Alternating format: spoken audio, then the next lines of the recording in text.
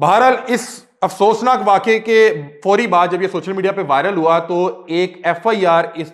कारी के ऊपर जो है वो लॉन्च कर दी गई है। बल्कि ना सिर्फ कारी बल्कि कारी के दीगर रिश्तेदारों को भी इस एफआईआर में नामजद किया गया और साथ बताया गया है कि यहां पर तीन डांसर जिनके हमरा तीन खवातीन डांसर थी जिनके हमरा बहुत से मुतअद्दिद डांसर मौजूद थे, यहां पे फौज डांस कर रहे थे, ऊपर जो है शराब कबाब का भी निजाम था और पैसे लुटाए जा रहे थे। और इस मद में इस दफात के साथ उस पर एफआईआर दी गई है कि यहां पे लाउड स्पीकर का इस्तेमाल था, लाउड स्पीकर पे गाने लगे हुए थे और फौज डांस देखा जा रहा था। बल्कि मैं तो यहां पे दरख्वास्त करता हूं कि इस मुकदमे में बाकायदा तौर पे ये दफात शामिल करनी चाहिए थी कि इसने मुसलमानों की जो मजहबी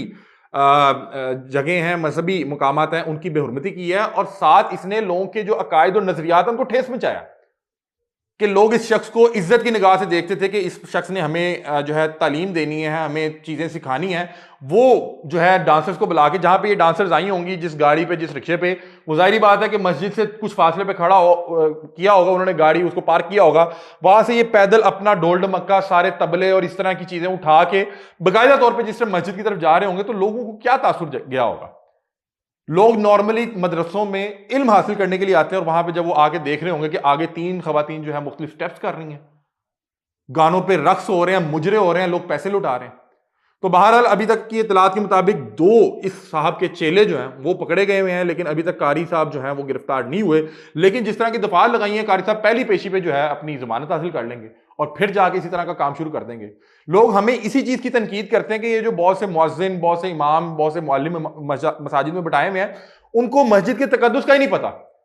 मतलब कि ये वाकया सुनने के बाद मुझे फौरी तौर पे मैं वो जमाना जाहिलियत की जो बातें मेरे जहन में घूमने लगी कि एक वक्त था जहां पे खाना काबा के अंदर बाकायदा तौर पे बुत मौजूद थे और फिर जैसे ही इस्लाम का नूर फैलने लगा तो फिर वो बुत टूटे, उसके बाद वहां पे अल्लाह की वहदानियत का जिक्र शुरू हुआ। लेकिन 1400 साल बाद ये इमाम मस्जिद में बैठ के कर क्या रहा है? अपने बच्चों की शादी का इवेंट। यार शादी का इवेंट भी अगर आप इंसानों की तरह करवाएं वो एक और चीज है कि अगर आपने किसी को वलीमे की दावत देनी है या किसी को वैसे दावत देनी है वो एक और चीज है। क्या आपने दोस्त साहब आप बुलाए, वहां पे खाना सर्व किया और वहां पे खाना बैठ के खा लिया और दावत हो गई? इस तरह की चीज मैंने आज तक कभी सुनी नहीं है और ये होकर ये इस्लामी जमहूरिया पाकिस्तान में। मतलब कि ये ऐसा नहीं है कि ऐसा मुल्क है, बल्कि मैंने देखा जितने भी दीगर मुमालिक हैं वहां पे भी हर शख्स हर दूसरे शख्स की मजहबी जो उसकी अकीदत है और जो उसके मजहबी मुकामात है उनका एहतराम करता है। लेकिन ये साहब देखिए, और मैं हैरान हूं कि अभी तक किसी बड़े आलिम ने, किसी मजहबी शख्सियत ने इस पर बात नहीं की कि ये साहब कर क्या रहे थे, किस तरह का चंचड़ आ रहे थे। और सोशल मीडिया पे इस वक्त हर शख्स इस वीडियो को शेयर कर रहा है और बता रहा है कि ये देखें, ये कारी आशिक हुसैन साहब हैं जिन्होंने बाकायदा तौर पे तीन डांसर्स बुला के वहां पे मुजरा एंजॉय कर रहे हैं, लोगों को मजबूर कर रहे हैं कि ये डांस देखें, ऊपर पैसे फेंके। उनकी पूरी फैमिली वहां पर इकट्ठी हुई है। तो बहरहाल बड़े अफसुर्दा दिल के साथ, बड़े अफसोस के साथ इस तमाम चीज़ों को आप तक पहुंचा रहे हैं, रिपोर्ट कर रहे हैं। मैंने इस व्लॉग को करने से पहले मैंने एफआईआर के ऊपर जो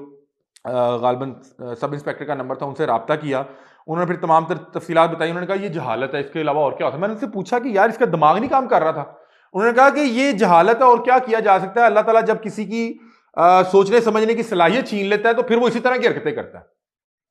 कि आप एक मस्जिद, एक मदरसे के अंदर खवातीन को डांस करने के लिए बुला रहे हैं। इस तरह का इवेंट तो मैंने अब अरसा दराज हुआ किसी एक आम शख्स जो शायद को दीन से बहुत जो है करीब नहीं है और शायद वो बहुत ज्यादा उसको मामला नहीं पता, उसके घर इस तरह की शादी में इस तरह की हरकत नहीं हो रही। मतलब कि आप अपने दोस्त साहब में देखेंगे, कब आपने किसी का कोई मेहंदी का ऐसे इवेंट देखा था जिसने बाकायदा तौर पर घर में डांसर्स को बुला के इस तरह की डांस इंजॉय किया और पैसे फेंके और शराब शरूब पी हो? ये एक इमाम मस्जिद कर रहा है, ये एक ऐसा शख्स कर रहा है जिसने लोगों को दीन सिखाना है, लोगों को तालीम सिखानी है। नॉर्मली जो लोग अपनी मेहंदी पे इस तरह दोस्त अहबाब को बुला के इस तरह की बेहुदा हरकतें करते हैं या बेहुदा डांसर बुला के इस तरह की वो डांस करते हैं, पैसे लुटाते हैं, वो भी अपने घरों में नहीं बुलाते जहां पे तमाम तर फैमिली मौजूद हो, तमाम तर मेहमान मौजूद हो। वो अपने घरों से दूर कोई ऐसा घर जहां पे गिरदोनवा में कोई लोग ना हो, उस घर में कोई फैमिली मेंबर ना हो, वहां पे दोस्त साहब आपको बुला के इस तरह डांसर्स को बुला के जो भी उनके मामला होते हैं वो करते हैं। लेकिन मैं हैरान हूं इस शख्स की अकल पर कि अल्लाह ताला ने कैसा इसकी अकल पर पर्दा डाला था कि ये मस्जिद जो अल्लाह ताला का घर है वहां पर बाकायदा तौर पे प्रोफेशनल खवातीन डांसर बुला रहा है। उनकी आप ड्रेसिंग देखें, वो बाकायदा उन्होंने वो डांसर्स वाले कपड़े पहने हुए हैं, और फिर वो जब वहां पे डांस कर रही हैं, लोग तस्वीरें बना रहे हैं, लोग पूरे वो जोश में आके वो जिस तरह वो टुन होके उस पर पैसे लुटा रहे हैं और इस शख्स को शर्म भी नहीं आ रही।